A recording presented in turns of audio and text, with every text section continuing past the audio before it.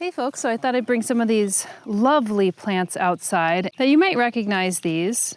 They're popular bedding plants, or at least members of this genus are popular bedding plants. But I have to say, I think that they are underrated houseplants.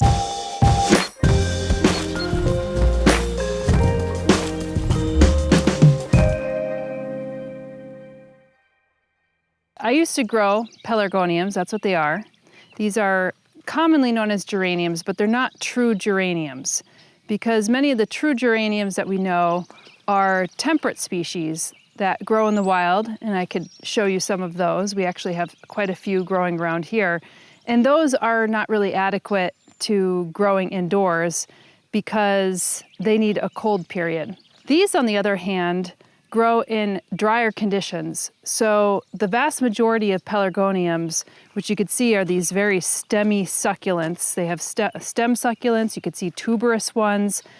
There's some that have caudixes, so they have these caudiciforms, these swollen bases. There's such a wide range of them, but they come primarily from South Africa, Namibia, maybe a little bit up through Mozambique, Ethiopia. There's a couple in Madagascar, and there's a few also in Australia, but primarily in kind of these dry, parched areas of South Africa / Namibia. To me, that's a plant that would be a nice succulent. And it's interesting because I came back from Connecticut Cactus and Succulent Society show. Great show, by the way, so if you get a chance to go, if you're on the East Coast, perfect. I'll link to that video here. But I can't recall too many pelargoniums there. Maybe one or two. So I think these have actually fallen out of favor. You know, plants come and go in popularity, and pelargoniums really made a scene back in, I would say, the 1600s, and that's when Dutch plant explorers came and they started to bring some of these plants from South Africa over to Europe, and they became popular bedding plants. And then around the Victorian era, people were going crazy for pelargoniums, and there are so many different reasons for that.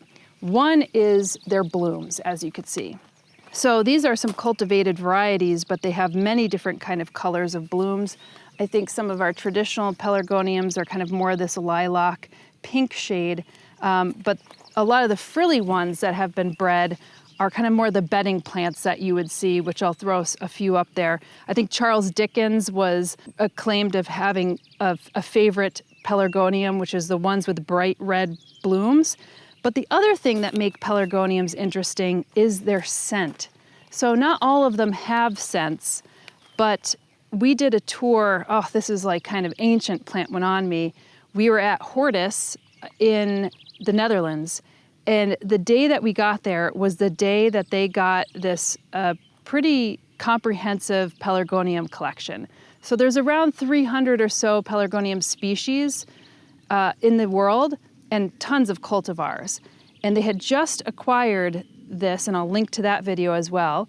And it really opened my eyes to see a lot of dissected shaped leaves. So you'll see this one, I think this is a pinifolius. It's geranium select northern pine-scented geranium. And so it has these really dissected leaves. You have some that look similar to carrots.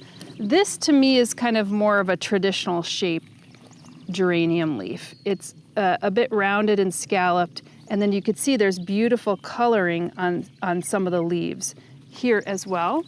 This one has a bit more of a maple shape, and there's ones that have zones of yellows and purples, which I don't have any of those, but you could see that this one has a lighter flower that's starting to bud.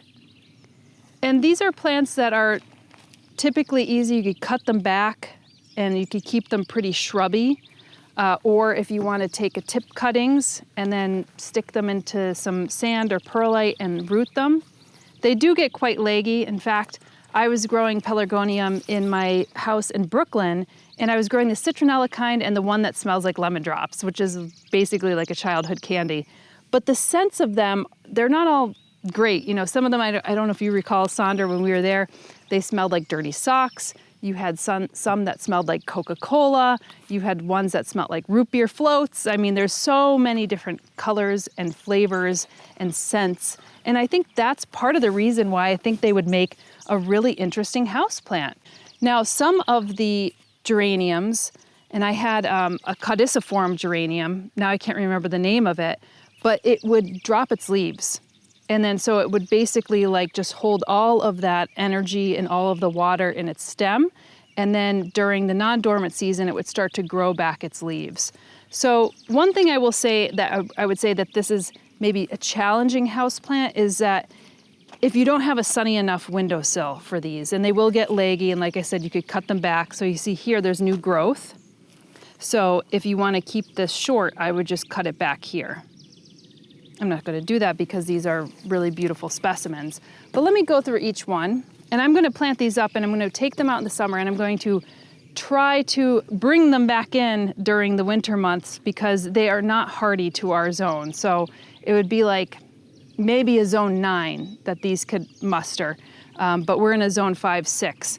So in a way, if you brought them outside and you just let them perish, well, you could say, well, they're just tender plants and they're annuals and I'm not going to bring them back inside, and that's fine too. But if you can try to make them work as a houseplant, I would say why not? This is Geranium grossensort. It's Pelargonium hortorum. And this one, I liked the dissected leaves here. And this is Geranium select northern pine. And it does have this kind of piney smell. Not all of them have scents, but this is one that does. This is Geranium attar of roses. And it has a scent of roses. If somebody wants to take an essence of roses, but they don't want it to be so expensive, then they'll often take it from a pelargonium. And pelargoniums are really up there. I don't know any other family that has this range of smell other than the Lamiaceae or the mint family. And it's actually quite hard to grow mints indoors unless, again, you have a really sunny windowsill. Mints are in the same, sense that you need like those really, really sunny days, and it's better if you're kind of growing your herbs outside. It's probably the same for pelargoniums, but I would say that these are a bit more amenable to growing indoors. So this one is Geranium Old Scarlet Unique, and this gets a nice red flower. Part of the reason why I got that. And you'll see that they have beautiful markings on their leaves as well. So this is the one that looked a little bit more like an acer. I got these from Select Seeds, by the way. They specialize in some geraniums. This is Geranium Bird Dancer, and I got this because the flowers are really delicate. Maybe they look like little flying birds. And then this one is Geranium Apple Blossom Rosebud. So if I recall correctly, the flower is white with, I think, a little bit of pink. One thing to know about geraniums is that because they come from these dry areas, they need a really well-draining soil mix. So we're going to use quite a lot of perlite, and we've been having very rainy days. So I'm keeping these out here in the summer months. Around September, October, I would start taking them in again. So we'll see how much growth that they put on over the course of those number of months.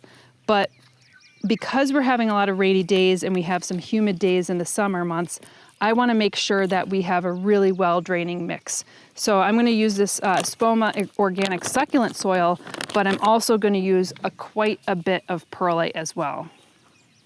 And I have some planters picked out, and I'll be displaying them. I'm creating basically these moments in the garden and kind of revisiting, I guess, some of the Victorian era. So in the Victorian era, they would have these theaters, they would call them. So they'd have an auricula theater where they have auricula plants, and they would have a pelargonium theater or geranium theater where they're basically just potted plants on shelving that they're just displaying in an area. Sort of like how we do with our houseplants indoors, whether it's on our bookshelf or on our windowsill. I'm going to have these out throughout the garden. I don't have a theater set up, but I have these little stumps that I've set up along the way, and I'm going to display them.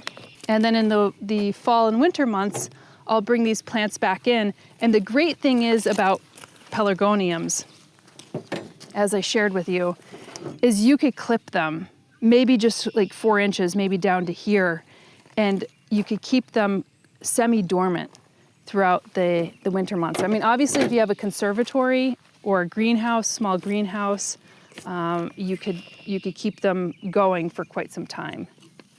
So like I said, I'm gonna put in quite a bit of perlite here.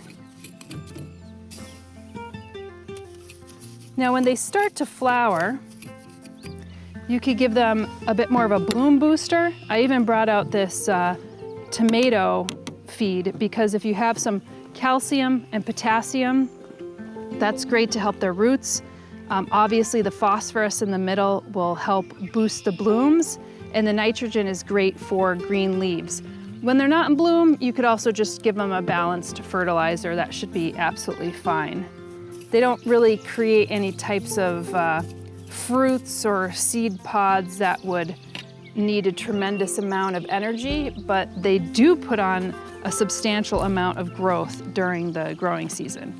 So let's see, I'd like maybe this one in here to set which ones go where.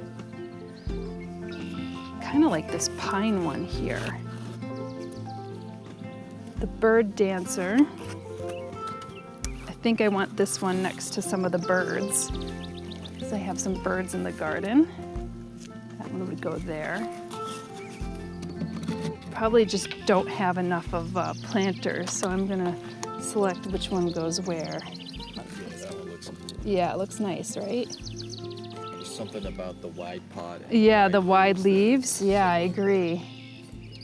I also like how this kind of matches. For this, dark brown. Yeah. I just kind of naturally did that. These will get really big, so I might have to just display them for a little while and then move them. But you could also keep them quite small. That's the beauty of these too. Because you just keep clipping them? You just keep on clipping them, and you could take really good cuttings. You know, again, I think like I haven't had a plant swap in a long while, but these would make excellent plants to swap and just cut very easily. And the scents, that's why I think that they would be an underrated houseplant. I mean, really the scent alone, people could really get into the collecting phase with that, where you want one that smells like lemon drops, you want one that smells like roses, you want one that smells like dirty socks, I guess, you know, just as a novelty. Flowers are really beautiful. You don't always get plants that flower if you give them enough sun. And they have cool leaves, depending on which one you get. Like a dissected leaf like this is pretty neat. And you don't have to take care of them as much. Like if you're somebody who is forgetful at watering, well, these are plants that actually like to be a bit bone dry. The key is giving them enough light. And if you have an outdoor area, like a patio, a fire escape, that's gonna be a bit better. When I was talking to the gentleman who is a bit more of an expert in pelargoniums, they're quite collectible. There's some that are rarer than others and that you don't really find in cultivation. And for those of us who really like cacti and succulents, then you could grow something that is a different kind of succulent. The caudiciform ones and the tuberous ones and the ones that are growing on rocks, those are also quite neat, because they have really thick woody stems.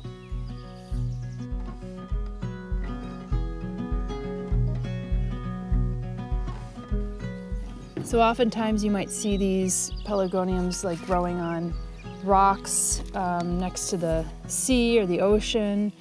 You could see them high in the mountain tops, all different kinds of ones on craggy surfaces. And when I think of true geraniums, like the ones that we have growing natively around here in New York, it kind of reminds me of like the equivalent of like a begonia that you would see in the tropics. The begonias like the shadier, wetter, damper areas. It's very different for pelargoniums. They like to be dry, dry, dry.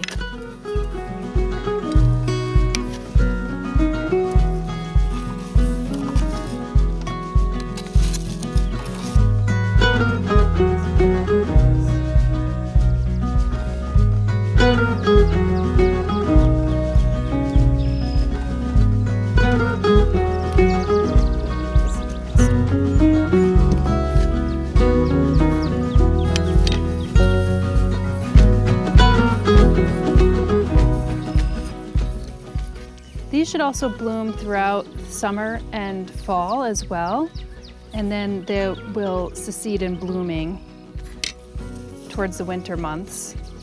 And I think because we're approaching summer and they're already starting to bloom, what I'm gonna do is give them a bit of a bloom booster. But we have rain in the forecast, so I'm not gonna overdo it. And you wanna make sure that they're not rotting. That's the only thing, is that if you're putting them in a glazed ceramic pot or a plastic pot, that water's gonna sit in there. So giving them a bit more of a terracotta, making sure that it has a drainage hole, that you're using maybe a lot of perlite or something that is gritty, so that the rain or the water that you're giving them could flow out nicely, because all these succulent stems are holding that water. So if you overwater it and it's retaining too much of that water, then you're gonna see stem rot. So you tell me, do you have any pelargoniums in your house? Do you have them in your collection? Do you bring them outside during the summer months? Am I crazy? Do you think that these would be a great houseplant?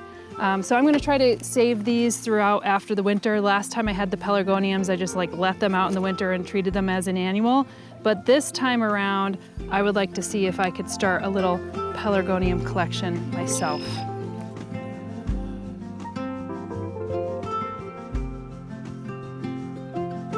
We're doing group botanical tours later this year and next to Costa Rica and Thailand. Now, even though the trips are sold out, if you'd like to go, be sure to sign up to the wait list, because we may be able to do an additional trip for those interested. Go to homesteadbrooklyn.com, click the Learn tab, and head over to Botanical Tours for more information, or find the link below in the description. And if it's something that you'd like to do in the future, be sure to sign up anyway so you know when next trips launch. We'll see you in the next video or on one of the tours.